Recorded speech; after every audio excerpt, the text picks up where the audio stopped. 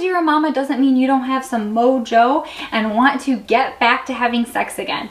My name's Nicole, I'm a physical therapist and a mama, and today we are going to talk about different sex positions that can make postpartum sex a lot more comfortable for you. First of all, we need to address the fact that your go-to positions might not be your go-to positions after having a baby. The fact of the matter is our reproductive organs change positions after we have babies. There's scars, there are things that make sex just different after we have babies. So that's okay, don't worry about it. For most women, I think eventually you find a position that you like just as much as more, or you revert to those old positions eventually, and things are great. But when you're first getting started having sex again, communicate with your partner. They might be thinking like, oh, this was like her favorite, so she for sure is gonna want to do this. Don't be afraid to be honest and let them know that feels like crap now. I do not want to do that anymore. I'm sure they will be more than willing to try a different position with you. Be open-minded. Use different things like maybe a chair or leaning over the bed, or maybe you're on your side. Positions that you thought like, I will never like that. Make sure that you try to keep an open mind and try it. And listen, I am preaching to the choir on this one because I have a go-to position and I pretty much don't want to try anything but that.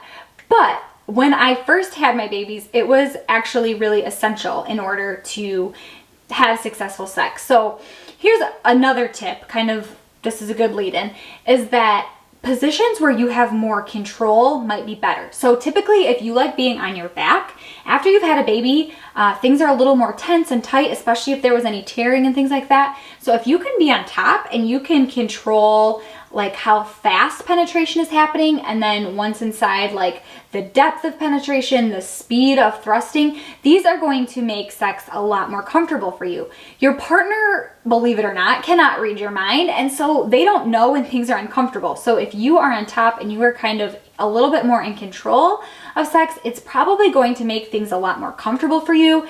If you are anxious about it, like you're thinking, oh, my partner's gonna do something that's painful, it could actually make your pelvic floor muscles tighten up even more and make sex hurt even more. So just being honest with them and being like, hey, do you mind if I control the speed and the depth of everything?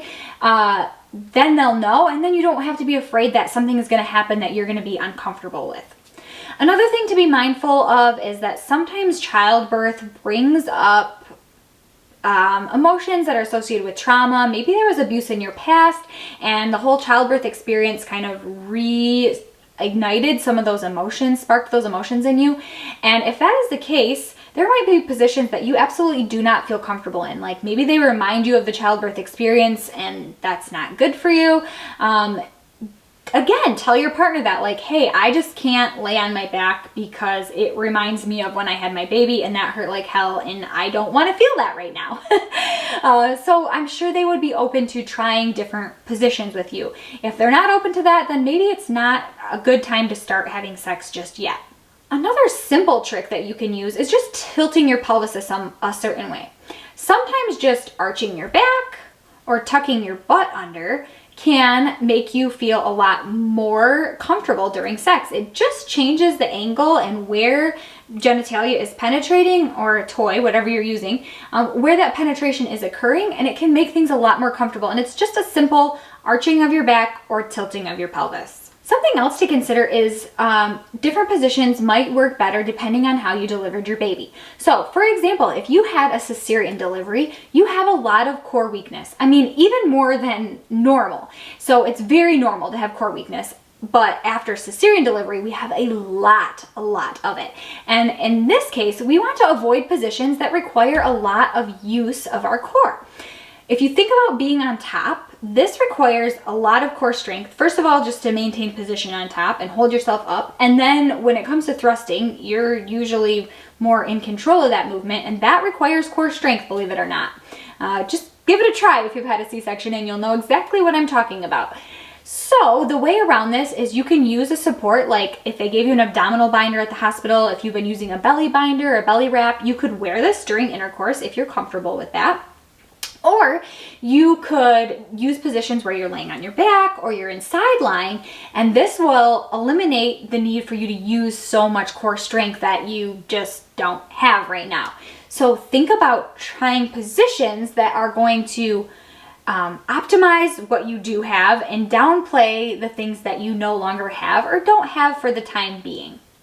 If you experience incontinence when you are trying to have intercourse, sometimes just laying on your back, putting a butt under your pillow and elevating your pelvis just a little bit can be just the trick to eliminate gravity and make it so that when you normally would experience incontinence or a little bit of leaking, you don't. So little tricks like that can be super, super helpful. If you want more tricks like this and you are fully aware of the fact that just a sex position is not going to make sex better for you, maybe it will, but for most of us there's a lot involved, like the mental, body image, vaginal dryness, all these things are kind of stacked against us when it comes to postpartum sex.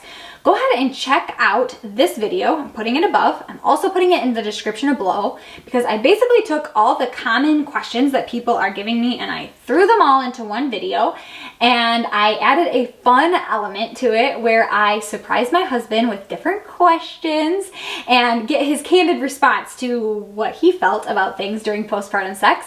And I added those in there so it's a little bit of like he said, she said, how we both felt about intercourse after having a baby. So check that out, and yeah, I think we need to get all women back to having good, pleasurable intercourse again.